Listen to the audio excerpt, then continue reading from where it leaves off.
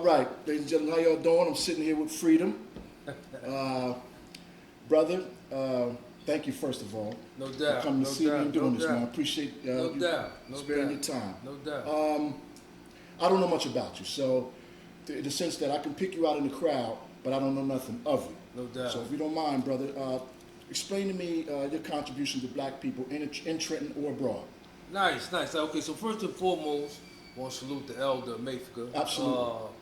Father for me, father figure for me. I used to deliver for Mayfica, so all the way back on Stuyvesant Avenue. So you just can imagine being up under him for years, preparing food, but also shaping my mind to be independent, to be rooted in blackness, to understand our history, our culture. Yes, sir. So Mayfica, he's an amazing individual. I absolutely adore him. So I want to salute him first. Absolutely. But for me, my name is Darren Freedom Green. I'm an epic empowerment speaker. I speak and teach entrepreneurship in 10 prisons, 4 schools. I work full-time as community liaison for Trenton Public Housing, so I'm the liaison, which means the bridge. So in essence, I deal with the babies who live there, helping them understand and value themselves, deal with education, build better lives for themselves, the young parents who are struggling with the titanic reality of poverty, and the seniors. We have 3 senior buildings, so I'm constantly working to get them out of the buildings, but also help them deal with the dynamic of living on fixed incomes, trying to take care of themselves, and the nature of reconnecting with their families. A lot of times with our seniors, we put them in buildings and we forget about them. So Yes, those are 3 of the populations I deal with there. I ran for mayor here 8 years ago, going to run for mayor again next year and win in 26. Nice. I'm a political juggernaut. I'm one of the lost and found in the wilderness of North America, but I teach the science of knowledge of self and living and building. And like I said before, my work here in Trenton is significant in terms of the people I teach, the people I reach, and I'm the voice to the voiceless. But I'm not the voice to the voiceless to be worshipped. I'm the voice to the voiceless till I can teach them that they have a voice as well. Yes, sir. And then we comprehensively scream for liberation. So those kind of the 3 areas I'm in: the schools, the prisons, the community, the political paradigm, and that essentially is it. I am impressed, brother. I did not know that much about you. Yes, sir. Yes, sir. Your overall assessment of the black community, man. Where are we going? And are you satisfied with where we are now?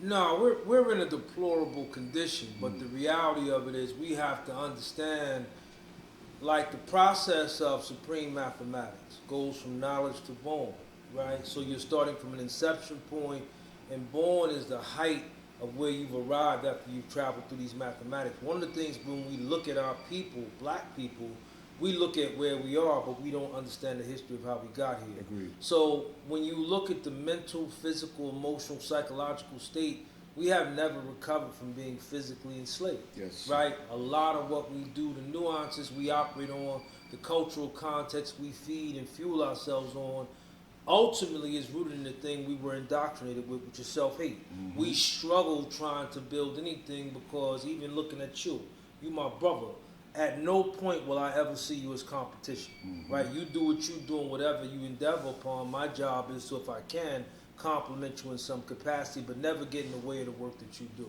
So from a personal perspective, the majority of people we know who are black struggle with being in the workforce, right? And struggling with trying to survive. Thriving is what we were birthed to do. So one of the things I've always loved about Mayfica is an independent economic source of force and power. His restaurant, whether it was on Stuyvesant or whether it's here, always gave him the ability to control his home. So that's one of the reasons why I delved into and I teach entrepreneurship, an 8-week course. So the babies can now begin to understand finance, reality, marketing, business, because we've been taught to be poor, right? And being set in place to be poor, we condition ourselves to the condition of being impoverished or going without. I spoke at a forum, and people were asking me about a project we were working on, right off of Southern Street. Okay. So where the old Junior 1 was, we're now getting ready to open a state-of-the-art child care center and family-style housing. And I had people in the crowd say, why did y'all tear that building down? It had a lot of memories. Okay. So when you ask the condition of our people, Why would you embrace an old, dilapidated school when I'm getting ready to give you the thing the community needs, which is more quality style housing and a child care center? Because anybody that knows child care right now is almost a mortgage payment. Yes, sir. So when you ask the condition of our people, it's deplorable because our minds, as the Honorable Elijah Muhammad said, are ruined. And it's not that people don't know better. People in particular just don't have a knowledge of themselves. So one of the first things I teach is that fundamental foundation of who you are, where you come from, where you're going. Second piece would be education. We've been educated to be indoctrinated, to be tools, right? Yes. So we come up and we don't understand of education. Like for me, education is the tool that allows you to see the most powerful weapon on the planet, which is yourself. But if you only see it as a curriculum or something you go through or something you process, then you're not going to take it serious. Not knowing that you're not defaulting on the system, you're defaulting on yourself. I teach 7th, 8th, and 9th graders who literally and legally read on 3rd grade reading level. That's a problem. And it's not their failure, but it is their responsibility to correct that. So education as a whole has to change, because I always say this and people get mad. When we were segregated, our schools were better because the people who taught, the people who shaped, the people who administered looked like us, were us, are us, and they shaped the institution to empower each baby to be a productive and constructive citizen and community member. That's gone now. Right. Most of the schools now are facilitating failure. Right. And you're seeing babies come out of there who have no concept on how to move forward, how to build. And the last thing I'll touch on is economics. So we've never been taught the science of economics, right? You can know it by just saying the tax system or economics as a whole.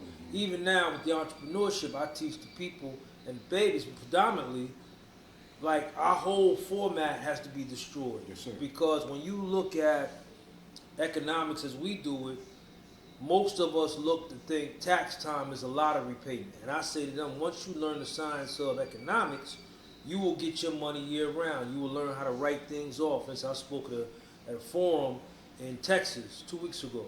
I didn't pay for the flight, I didn't pay for the hotel, I didn't pay for the gas, none of that. I didn't pay for rental car. All that goes under my LLC and be written off. Okay. And when you learn the science of how to manage, market, and deal with money in their system, you're now operating in a paradigm of poverty.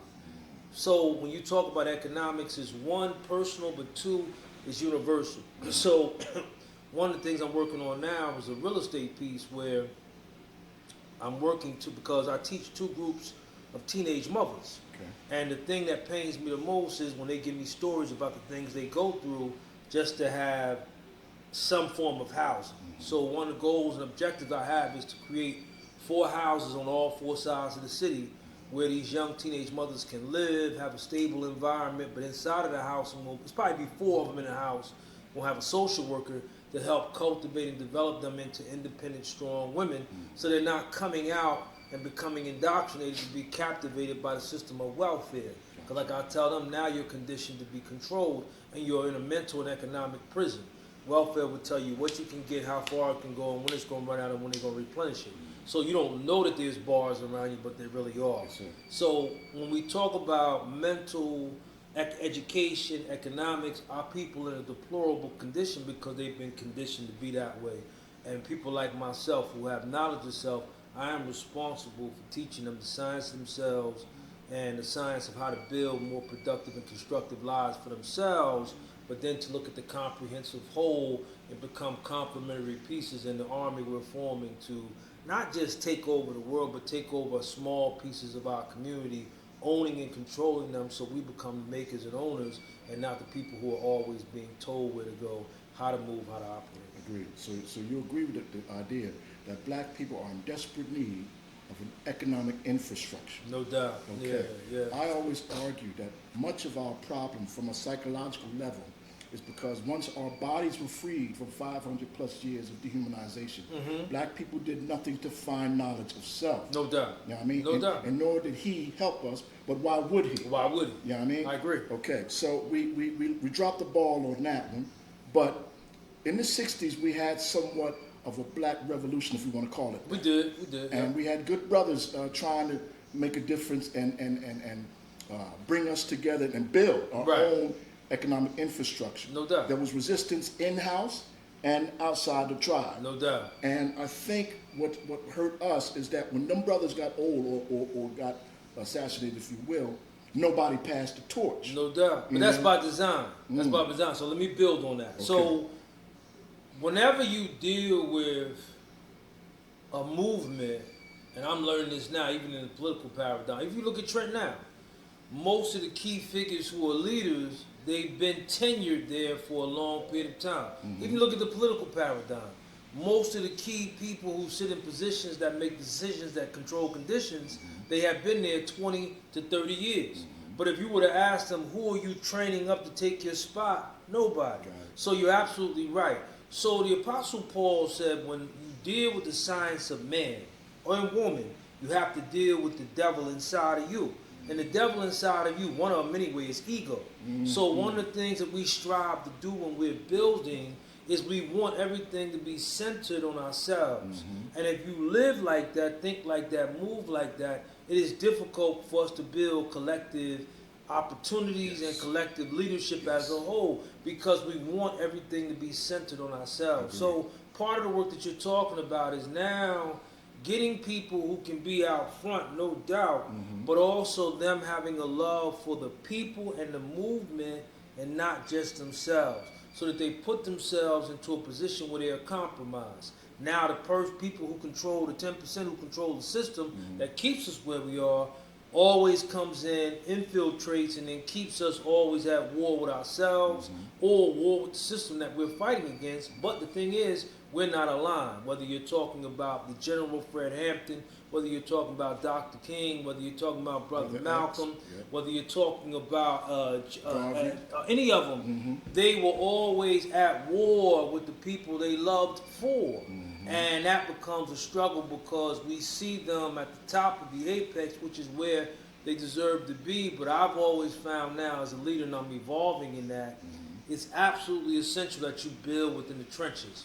And you build people up with an understanding that you're leading and moving and doing things here, but you're also preparing them to take their place in space, making them feel a part of what you're doing. Because if people don't feel like they're a part of what you're doing, they will innately, at over time, become and work to destroy it. And that's sad. No doubt, and that's a very detrimental, huge part of our existence. Is there's far too much ego, and one man want to shine brighter than the other man. No doubt. Malcolm X had the same issue within the nation. No doubt. So yeah, I cannot agree with you more on that.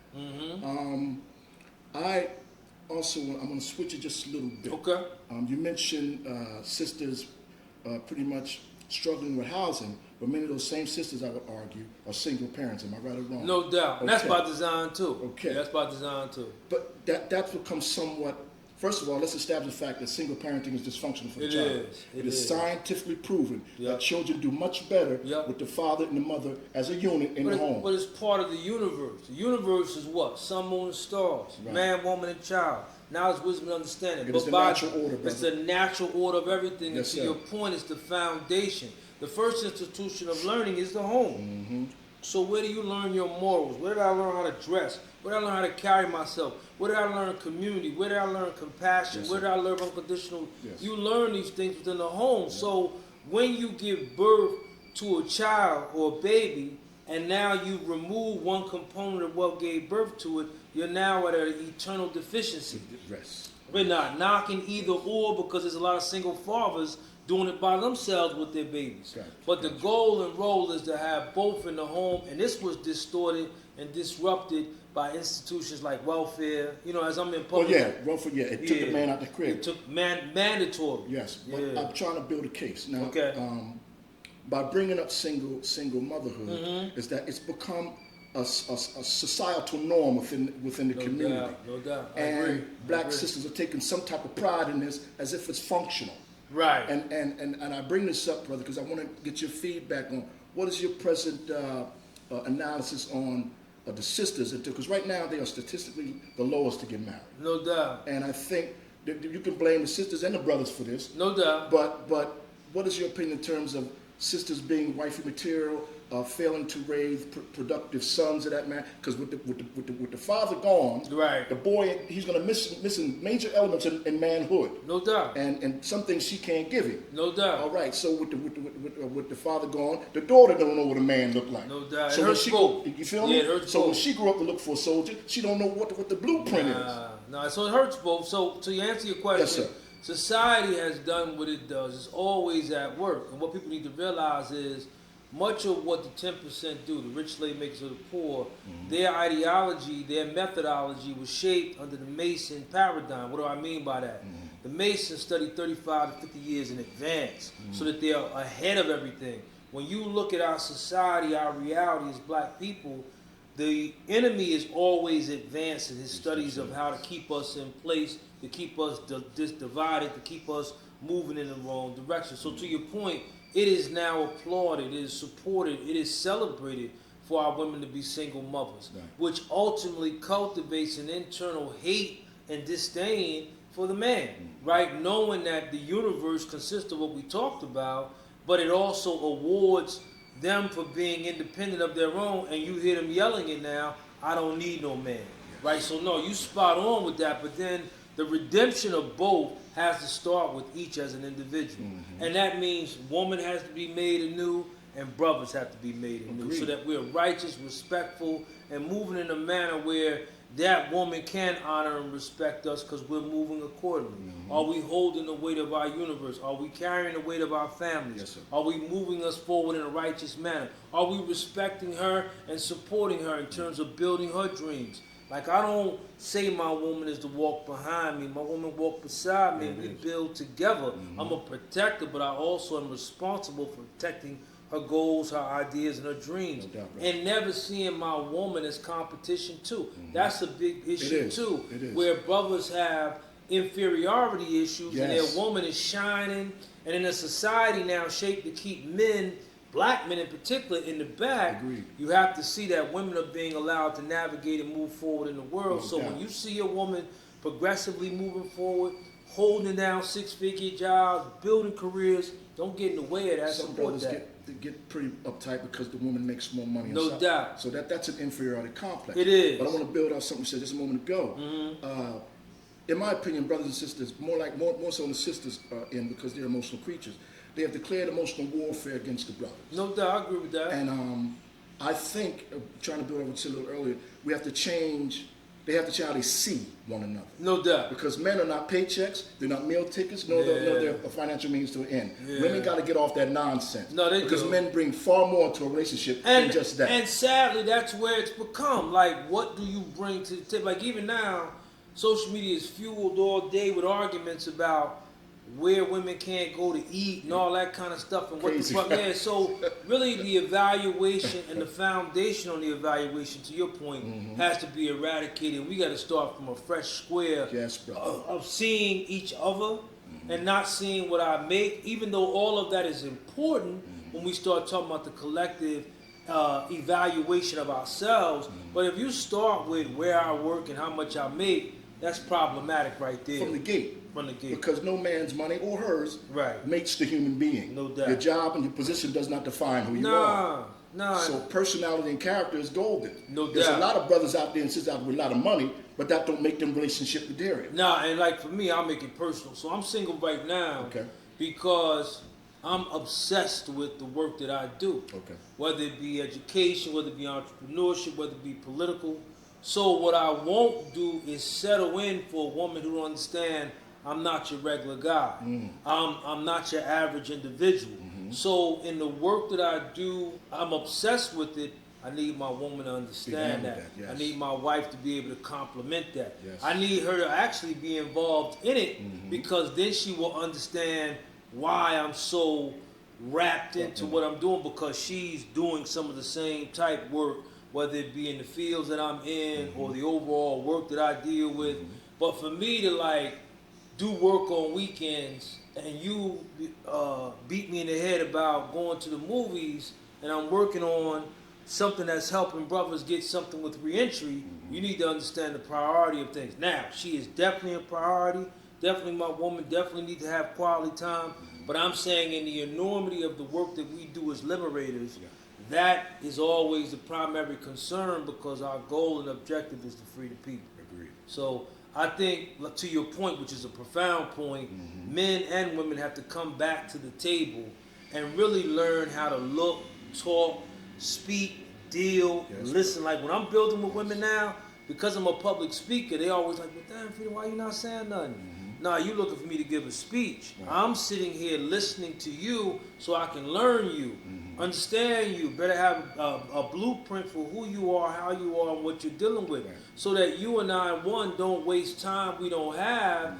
but also be able to see if there's common ground we can build on. Yes. And I don't think we do enough of that. Like, I was telling a woman the other day, I said, you know, you always text me. I'm good with that at work. But when we get off, let's dialogue like you and I are doing now. I think we do too much of that. Too much, where there's no intimacy.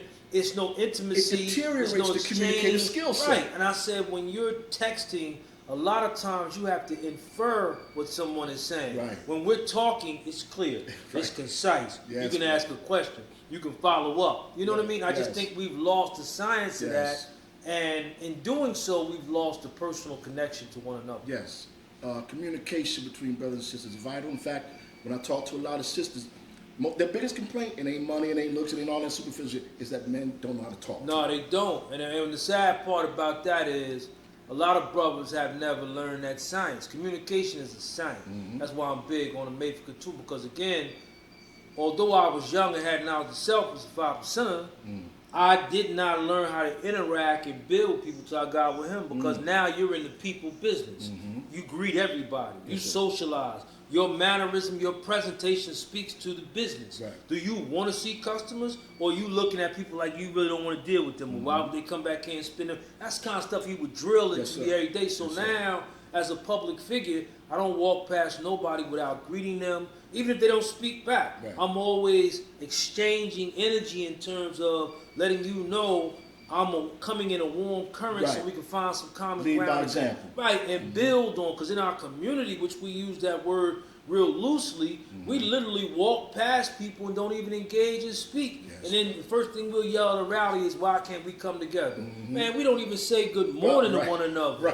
Right? So the very fundamentals of life itself, family, community, building, all have to, me in my perspective, be rebuilt because it's broken. It is broken. I learned communication through watching my dad used to flip houses. No doubt. And he was, good morning, how you doing? Right. It was so fluent with him. And I noticed through being warm to people, they didn't mind doing favors for him.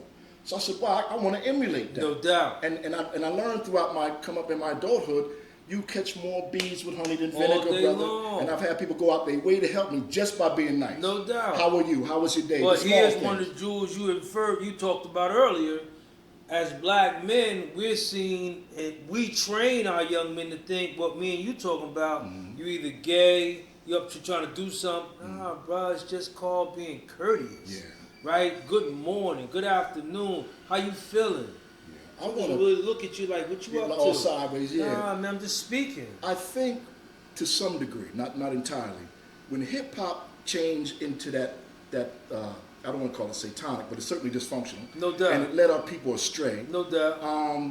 I think men start thinking that thuggism, they confused it for manhood. No doubt. Because we are still talking about fatherless come-ups. No doubt. A lot of brothers don't know what a man looked like because they never saw one. I agree. So now you're going to adopt what these idiots are spitting on wax. No doubt. And you're going to confuse that. A man with a gun, that don't make you no man. No doubt. Okay? I agree. All right. So maybe when you try to be cordial, they take it for weakness. No doubt. Because they don't know what manhood aspires to. And they've never seen it. Right? Because most times when I teach in the schools and I introduce myself in the first few weeks, it takes time for them to break into the mannerisms of coming into the classroom and saying good afternoon. Like, I don't let them come in and just go about, come in and greet, come in and speak. I said, because what you're doing to your educator, whether it's Mr. Free or whomever, you're making them acknowledge you. You're here, you matter, your voice matters, you as an individual matter, and you want to first show respect that you're acknowledging them. Good afternoon, Mr. Such and Such.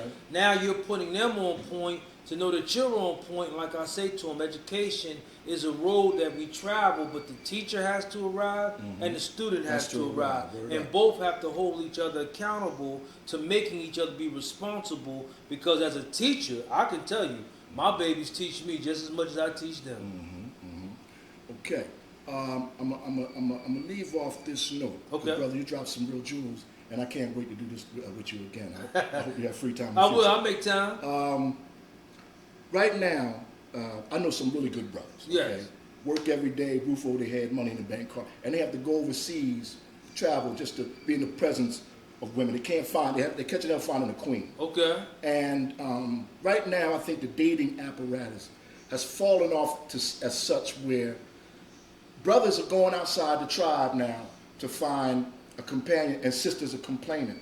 And my argument is, if you chasing brothers over there, where's your complaint? No doubt. Check the attitude. No doubt. Check how you present yourself when the brother step to you. No doubt. You know what I mean? Because he don't need to have it. He just chose you for the moment. No but if you doubt. don't represent nothing, he gone already. No doubt. All right. So I argue this against the sisters on some point, but I also must address the brothers too, in the sense that stop leading with your wallet. No doubt. Open your mouth and present the strength you would when you're in the presence of a man. But see, again, when we talk about, so it's really a duality. So the brothers have to stop leading with their wallet, their finance, and the material world, period. Yes. Because again, it's just like I tell the young people.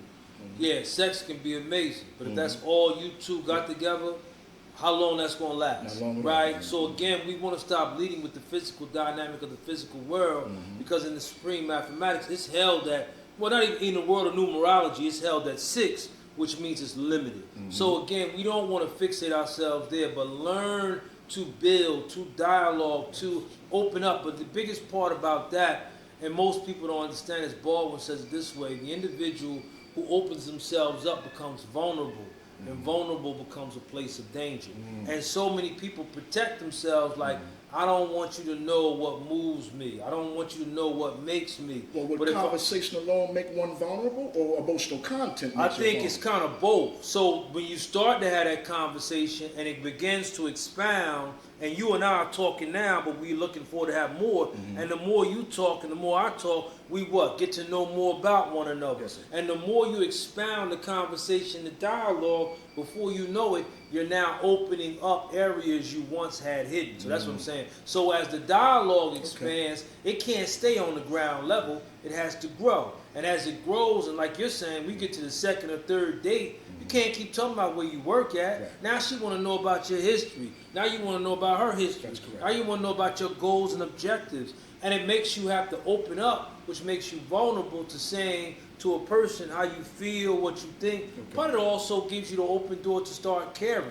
If I'm talking to this person and it's gone from socializing to now possibly dating, that's a whole nother degree. So sisters have to change their framework of thinking when it comes to men, also holding men higher to a higher accountability. Yes, sir. Stop settling for that nonsense and then wondering why we feed it to you. Yep. 2, brothers have to bring something more to the table, where it means we're not talking about taking trips and buying things, and all that's good. But can you sit down, like some of the best podcasts I like, some of the best relationships I like to listen to, are husband and wife who literally built their relationship based on the work that they do, and now they complement one another in a working relationship where they both bring equality to the table as they both flourish and thrive. I mean, it's a lot to that question you just asked, but I think to your point, sisters have a wrong framework, brothers have a wrong framework, and before we can build, we've got to destroy the things that's kept us from building. I couldn't agree more, and I wouldn't be in the conscious state I am if I didn't unlearn a lot of the stuff that you know what I mean, and had to relearn myself, and that took a minute. It takes because time. a lot of time you're with people that's stuck on one intellectual level, and it's hard to grow when you're amongst them. I have to put myself in the presence of those that know a little more. No doubt. And then and will tell you when you're wrong. The other thing that you'll normally see me travel by myself.